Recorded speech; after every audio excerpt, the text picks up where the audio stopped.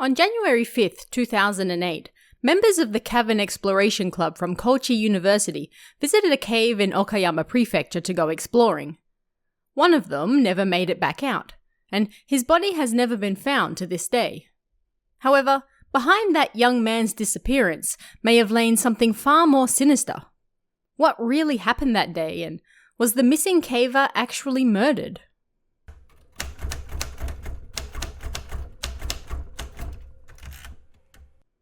The details of this confusing case are a little all over the place, largely thanks to the changing and confusing testimony of those involved, but let's break it down as simple as possible. On January 5th, 2008, 13 people gathered in Nimi City, Okayama Prefecture, to go exploring Himesaka Kanachiyana, a designated natural monument in Okayama. These 13 members consisted of people from various jobs and backgrounds, with 5 of them in particular coming from the Cave Exploration Club at Kochi University. One of these people was Nagura Yuki, a 3rd grader from Kochi University who was 21 years old at the time. He and the rest of the club members had visited this cave numerous times before, so it wasn't their first time there. However, it would be the last. Nagura was about to go missing in the cave, and despite numerous expeditions to find him, his body would never be recovered.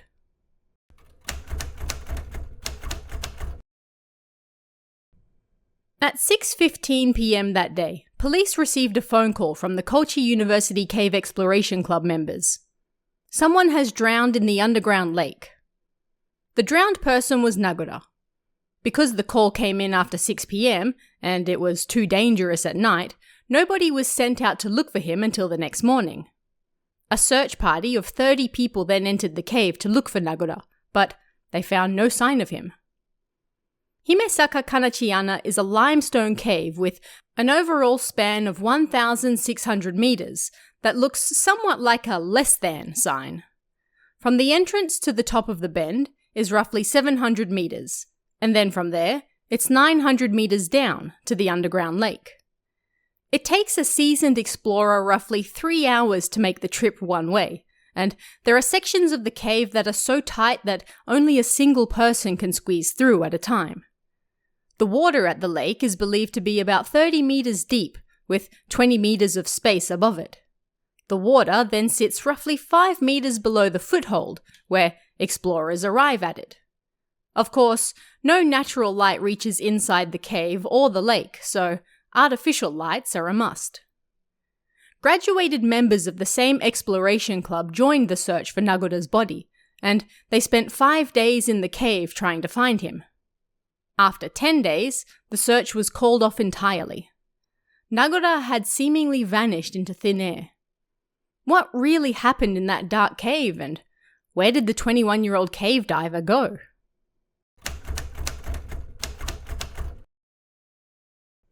Police determined Nagura's death to be accidental, but it wasn't long until the internet started to suspect otherwise. The actions of the other club members were extremely suspicious, and not all of the facts added up. Let's take a look. First was the revelation that the Kochi University Exploration Club had an interesting tradition. Each year, they would visit Himesaka Kanachiyana, get drunk, and then carry out a dangerous act. This dangerous act was swimming to the end of the underground lake, screaming out, "Touch!" and then returning. Only one person was allowed to do this at a time, and they had to do it alone.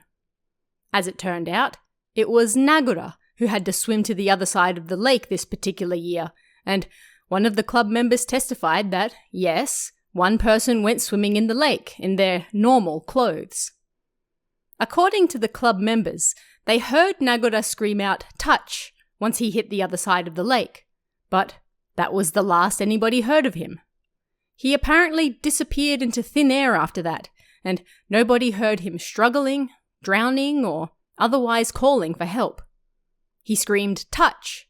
and then nothing. He was gone. While the police never officially suspected any of the club members in Nagura's disappearance, the public wasn't so kind, and 2 members quickly rose to the forefront of the suspects list. club leader Shirayone Miho and her second-in-command, Ito Tomoko. Why did people suspect these two women? Well, it was their strange actions afterwards that made people question whether they were really innocent or not. The first and most noticeable thing was, according to police, that their testimonies constantly changed and the details they gave were inaccurate. For example, they initially told police only 5 people participated in the cave dive, but later changed that to 13. They also claimed to clearly hear Nagora say touch, yet the search and rescue team claimed conditions in the underground lake would have made that difficult to hear. They also clammed up when asked if they had taken all possible precautions when entering the cave. The women were also hesitant to participate in anything regarding the search and questioning afterwards. In fact, when a club member goes missing in a cave in Japan, it's customary for the club to then hold a press conference to get all the details out in the open and field any questions the press may have in regards to the person's disappearance, in the hopes that they might be found. Yet, both women constantly refused to hold a conference and never once publicly gave details about what really happened that day. Now, on this alone, it's hard to say the women were suspicious. A little strange, perhaps, but maybe they were frightened, or shocked, or just didn't feel up to fielding questions from the public after they just lost a club member in such a shocking way. Maybe their stories kept changing for the same reasons. It's hard to keep facts straight when you're scared and in shock. But that wasn't the end of matters. After Nagora disappeared, the club members then retired from the cave. However, as they did so, they brought all of their equipment back with them. The ropes, lights, everything. Nagora hadn't been missing very long when they exited the cave, and they removed everything necessary for him to get out if he was still in there and they just couldn't see him. The visibility in the water was said to be terrible, bad enough that you could barely see a meter ahead.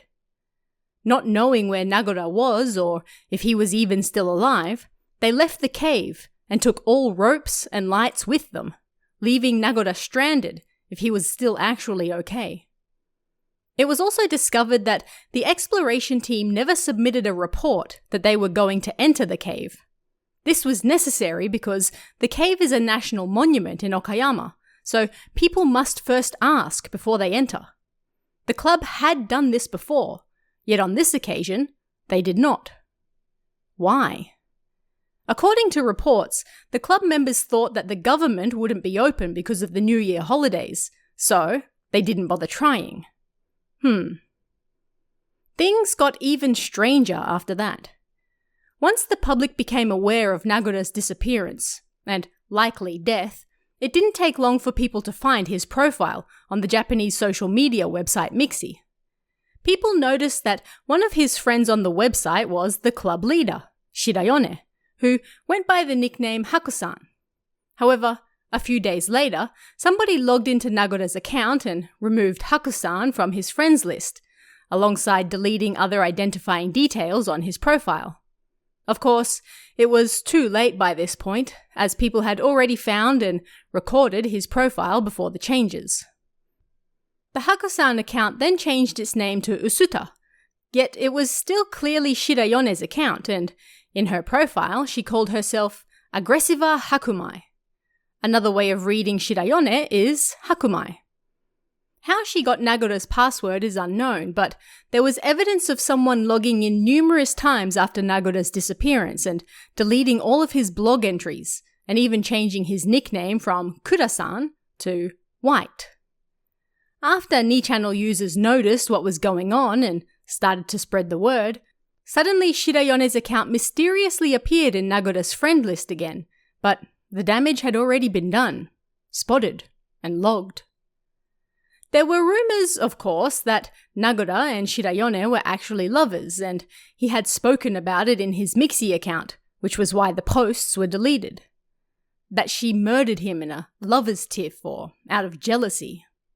Naturally, there was no proof of any of this, nor was she ever arrested or even questioned as an official suspect.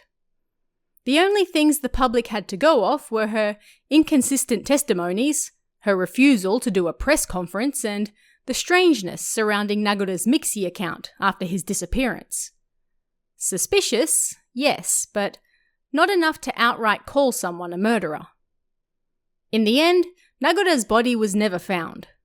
Nobody knows what happened to him or how he disappeared from the cave. The most likely explanation is that he got caught in an unknown tributary under the surface of the water, which then sucked his body in and he was unable to escape. If the club members had intended to murder him all along, doing so in the cave would have been a terrible way to do it. They would have no way of knowing where these tributaries might be, if they even existed, and no guarantee that his body would get sucked into one.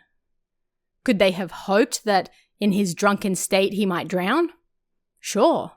We don't know what was going on in their lives behind the scenes, nor how they really felt about matters. But straight-out murder seems highly unlikely, and there are numerous ways to explain the club leader's strange actions afterwards. But what do you guys think about this one?